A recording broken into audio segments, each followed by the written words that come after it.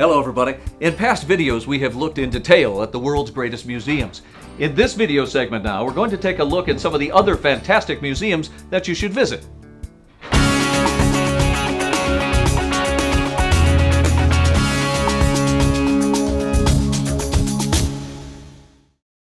Let's start with the Getty Museum. The Getty Villa has been described as a gem and as a folly, constructed as a semi-serious attempt to recreate a villa from the age of the ancient Romans. Today, the complex has been expanded as a full-scale center for the study of classical art, complete with a Mediterranean herb garden and an outdoor amphitheater. The Getty Villa in Malibu, California is the next best thing really to spending a day in Pompeii. The Getty Center in nearby Brentwood is even more ambitious. Crowning a sage-scented hill above an iconic freeway, Richard Meyer's travertine-clad modernistic take on a Tuscan hill town manages to look both imperially remote and shopping mall friendly, depending on the moment and the light and the angle. A postmodern take on a French formal garden undercuts the angularity here, but perhaps the grace note architecturally here is the cactus garden suspended above the freeway on a stone-clad turret. Shades of David Hockney and Ed Ruscha's LA coming to life. The collection is pretty good too as well inside. A Bronzino, a Van Gogh, a Masaccio, and lots of other big names are there, not to mention one of the world's greatest collections of photography. And like the Getty Villa, you only have to pay to park. Next coming up is the Guggenheim in Bilbao, Spain. This is the very definition of museum as superstar. Architect Frank Gehry was hired to put this formerly grimy port city on the tourist map, and that's exactly what he did. Assisted by Jeff Koons and his iconic flower sculpture, Puppy. Very cute at 40 feet in height. Good dog. While the collection is also good, especially if you like contemporary art, complete with a hangar-like space occupied by two giant metal sculptures by Richard Serra. It is the building which remains the star here. Surely Gehry's masterpiece, this building and its undulating titanium walls, have an almost titanic gravitational attraction. And while the Guggenheim has done a lot to bring tourists to Bilbao, many of them don't actually stay overnight in the city. The more attractive resort of San Sebastian is an easy drive away, and inland are the seductive charms of the Basque Country. Next up is De Young Museum in San Francisco.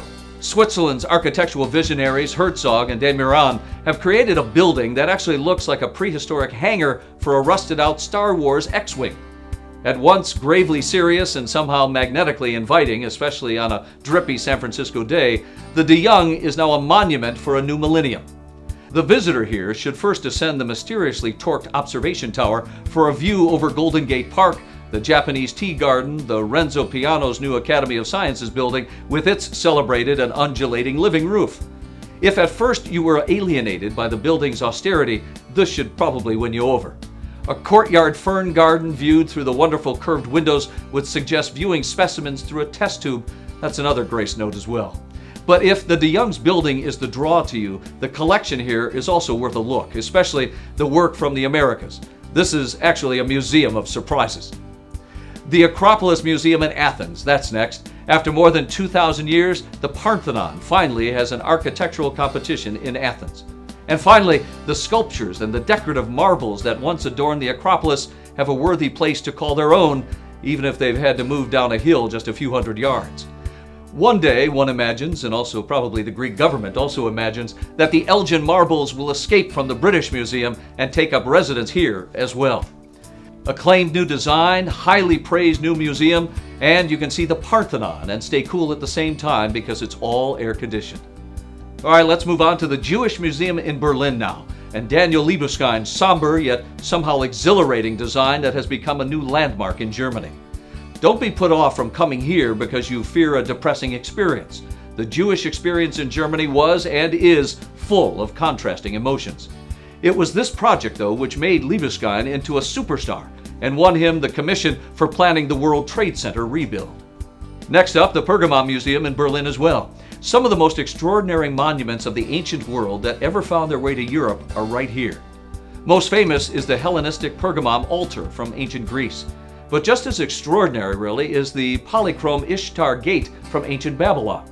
Badly damaged in World War II, even in the 21st century, the building here still showed a few scars.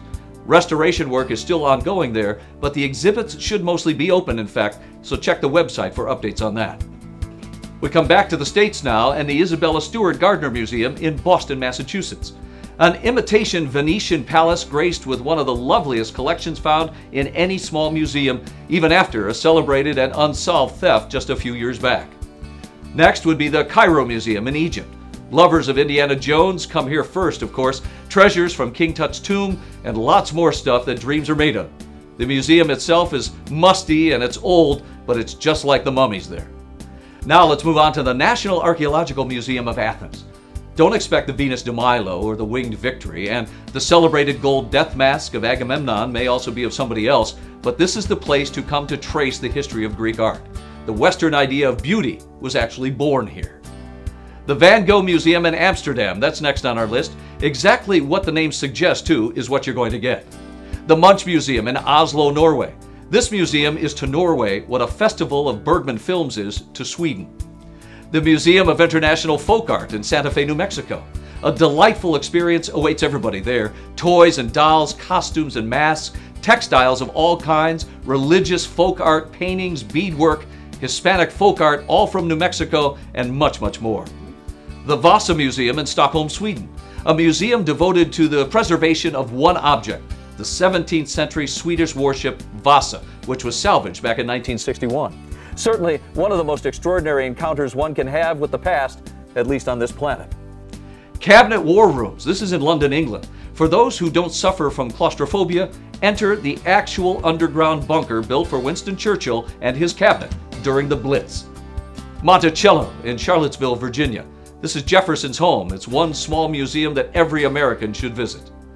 And of course, the City Palace Museum in Jaipur, India. The splendor of Rajasthan's Mughal culture, the architecture, the art, the weaponry, and much, much more.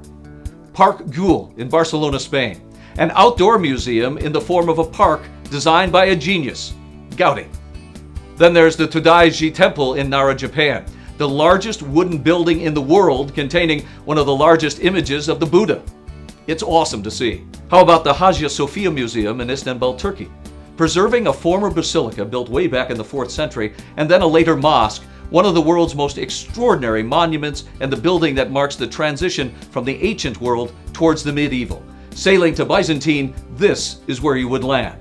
The National Museum of Anthropology in Mexico City, preserving the pre-Columbian artistic heritage of Mexico in a stunning modern building. If you haven't done so already, be sure to watch all of our other video segments on the world's greatest museums, where we look in detail at the top 10 museums of the world on Professorate.com.